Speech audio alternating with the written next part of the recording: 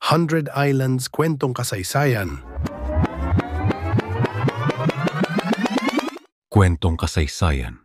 Ang 100 Islands National Park ay matatagpuan sa lungsod ng Alaminos, lalawigan ng Pangasinan sa hilagang kanlurang bahagi ng Luzon. Ito ay binubuo ng 124 na maliliit na pulo na nakakalat sa loob ng Lingayen Gulf, bagaman 123 lamang ang makikita tuwing mataas ang tubig.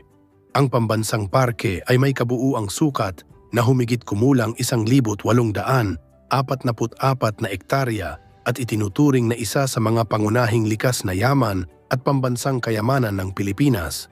Ayon sa mga heolohikal na pagsusuri, ang mga pulo ng 100 Islands ay mahigit 2 milyong taong gulang. Sa panahong iyon, ang buong lugar ay nakalubog sa ilalim ng dagat.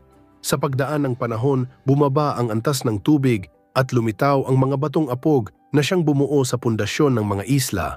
Ang mga ito ay nilikha ng kalikasan sa pamamagitan ng unti-unting pagtitipon ng mga patay na koral, buhangin at iba pang sedimento mula sa karagatan na kalaunay naging mga isla. Hanggang sa kasalukuyan, makikita sa mga pulo ang mga palatandaan ng dating buhay dagat gaya ng mga fossil ng kabibe at corals na patunay ng kanilang pinagmulan. Ang 100 Islands ay naging kauna-unahang lugar sa Pilipinas na idiniklara bilang pambansang parke. Noong Enero 18, 1940,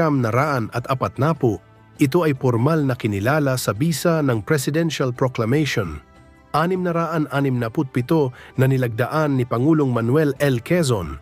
Ang layunin ng proklamasyong ito ay mapangalagaan ang likas na kagandahan at kasaganaan ng yaman ng kalikasan sa lugar at upang magsilbing sentro ng edukasyon, siyentipikong pananaliksik at turismo sa bansa. Bukod sa likas na kagandahan ng lugar, may ilang pulo sa 100 Islands na may mahalagang gampanin sa kasaysayan. Halimbawa, ang Governor's Island ay ginamit noon bilang lokasyon ng ilang programa sa telebisyon at ngayon ay may view deck kung saan matatanaw ang kabuuan ng parke. Ang Quezon Island na ipinangalan kay Pangulong Manuel L. Quezon ay isa sa pinakapopular na pulo at may mga pasilidad para sa mga turista. Mayroon ding Children's Island na ligtas paliguan para sa mga bata dahil sa mababaw na tubig. At ang Marcos Island na kilala sa kuweba nitong maaaring lundagan patungo sa dagat. Sa paglipas ng panahon, ang 100 Islands ay naging isa sa mga kilalang destinasyon ng ecotourism sa bansa. Dahil dito, isinagawa ng lokal na pamahalaan ng Alaminos at ng Department of Environment and Natural Resources, DENR, ang mga hakbang upang mapanatili ang kalinisan at likas na estado ng mga pulo. Kabilang dito ang mahigpit na pagpapatupad ng mga batas ukol sa solid waste management, regulasyon ng mga aktibidad sa isla at pakikilahok ng lokal na komunidad sa pangangalaga at pagpapaunlad ng parke.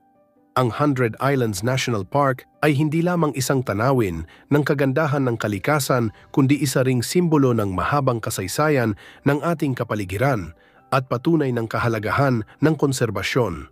Ang mga pulo ay patuloy na nagbibigay ng kabuhayan sa mga lokal na mamamayan, nagsisilbing tirahan ng mga yamang dagat at nagiging inspirasyon sa mga bisita na pahalagahan at ingatan ang kalikasan. Bilang isang mahalagang bahagi ng pambansang pamana, ang 100 Islands ay patuloy na pinangangalagaan para sa kasalukuyan at susunod na henerasyon ng mga Pilipino.